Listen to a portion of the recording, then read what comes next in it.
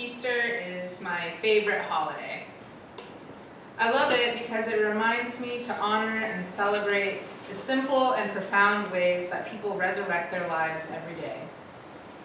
People change, they come back from the brink, they strive to bring their communities back to life. Every day, people defy a world that tries to destroy them by choosing dignity, grace, and connection. It's worthy of celebration. During this season of Lent, we have been reading the book Gifts of the Dark Wood. As a church, we have talked about feeling uncertain, empty, and lost.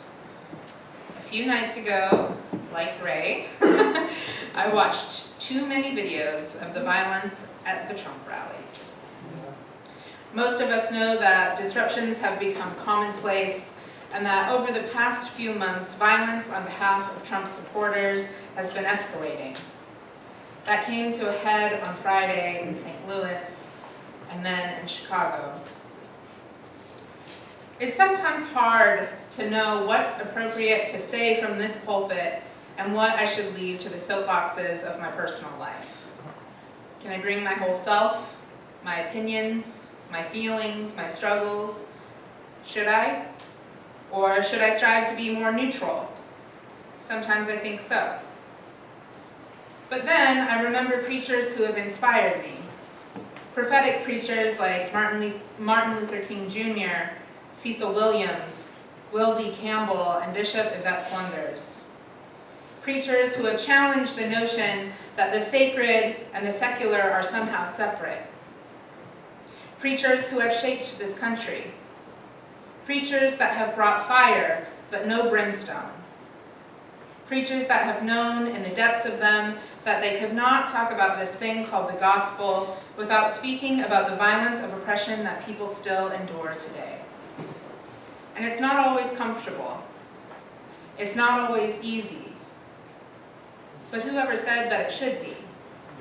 Have we begun to believe that the role of the church is only to provide comfort? Is there room for questioning, disagreement, or tension in worship? Should there be? Are the sacred and secular in fact separate? If we go back to the origins of this faith, we know that they aren't. We know that Jesus was not just crucified for founding a faith, but for challenging the Roman Empire. And we know that it was exactly his call to love that required his sort of faithful disobedience.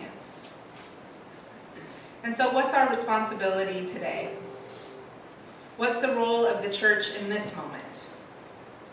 Can we afford to keep politics out of our pulpits? Is it faithful if we do? It's clear that America is in a dark woods moment. We are, in fact, uncertain, empty, lost. And it doesn't surprise me that the opposition to Donald Trump has come to a head in cities like St. Louis, Chicago, and Dayton. All of these cities have been in a deep state of unrest since the horrific killings of Black community members. Michael Brown outside of St. Louis.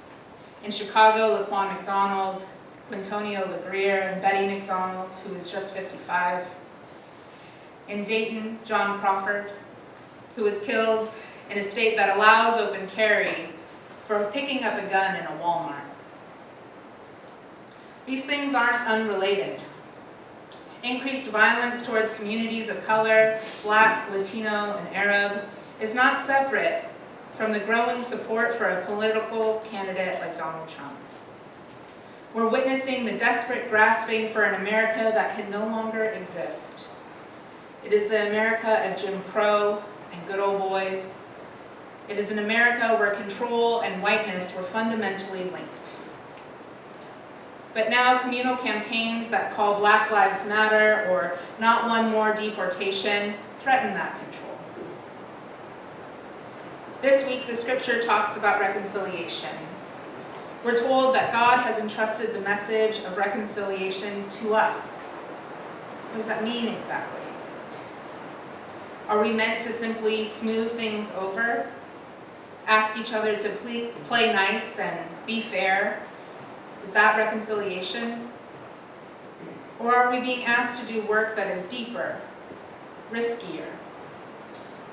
Maybe reconciliation means instead of criticizing the tactics of those who are fighting for freedom, that we loudly assert their right to be free. Maybe reconciliation looks like putting the values of the gospel to the test. Values of faithfulness, justice, community, truth-telling, and love. What does it mean to live into those values right now? What does it look like for us as individuals, as a congregation, as a community? What does it mean to reconcile ourselves to this moment? At the beginning of the service, we talked about facing temptations that erode our fullness and steal us away from wholeheartedness. Yesterday, Donald Trump spoke at the IX Center in Cleveland. The IX Center is 3 miles away from my grandmother's house. I have a lot of joyful memories in that place. When I was 10, my friend Ashley and I went to an event there and sang a rousing karaoke version of I Saw the Sign by Ace of Base. It was met with great applause. As a teenager, I looked forward to the indoor amusement park that would get installed at the IX Center every winter. It was a brief escape from cold and snow. We could eat cotton candy and pretend like it was summer, just for a day. Last year, my grandpa received his first award for the Packard that he'd spent almost 30 years building from the ground up. My grandma sent me a picture of him smiling and proud with the IX Center in the background. As I watched the footage, I saw protesters lined up down a service road in front of the IX Center. It's the same road where my first boyfriend and I would sit and watch planes fly low overhead. The IX Center is right next to Cleveland Hopkins Airport. It's been tempting to believe that Trump has nothing to do with me. But on Saturday, I couldn't. On Saturday, he was too close to home. It's tempting, isn't it, to believe that we're nothing like him. We Californians, we liberals, we progressives. But perhaps the reconciliation we're being called to looks like being humble enough to name the ways racism has lived inside us, just as it lives inside him. We're not immune. We know we're not because on Thursday, a San Francisco jury ruled that it was not excessive force when Alex Nieto was shot at 59 times. We know we're not because we treat homeless housing encampments like an eyesore instead of a call to action. We're not immune, and he's not the exception. If he were, there would be nobody to attend his rally, and we would not find him so fascinating or so dangerous.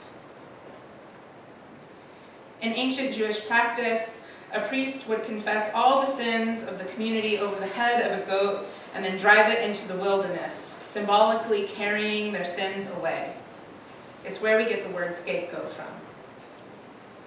Sometimes I listen to myself as I talk about Trump, how much distance I try to put between me and him. And I wonder if I'm not simply pinning my sins to him so that I can cast him out and feel vindicated, safer, superior. We're just a few weeks from Easter now. A few weeks from celebrating the power of resurrection. But before Easter Sunday comes Holy Week, a week of anguish and grief. We tell the story of the Last Supper. We talk about how Jesus felt in the Garden of Gethsemane. We talk about the crucifixion. We do not celebrate resurrection without first naming the horror of violence faced and the betrayals that allowed it to happen. Perhaps this is true reconciliation. Perhaps this is the gospel. We cannot heal until we have named the harm, together, honestly, with faithfulness and with love. We cannot simply send it out. We can't just put it out of our heads or keep it from our pulpits. Instead, we must keep it close. Instead, we must name that which destroys us, from outside or within. Racism, fear, lack of housing, violence, homophobia, every lie we have ever internalized about ourselves, every lie we have ever tried to pin to someone else. We name these just as we name the stations of the cross on Good Friday. It's what makes our capacity for resurrection so remarkable. It is how we know our true power. It is how we come to trust our own divinity. We endure, we hope, we change, we heal, we get knocked down and rise again. As a church and as a community, we cannot afford to remain silent. We can't afford to leave parts of ourselves at the door. There's too much at stake. This is a time to be prophetic. It's not always comfortable. It's not always easy. But whoever said it should be.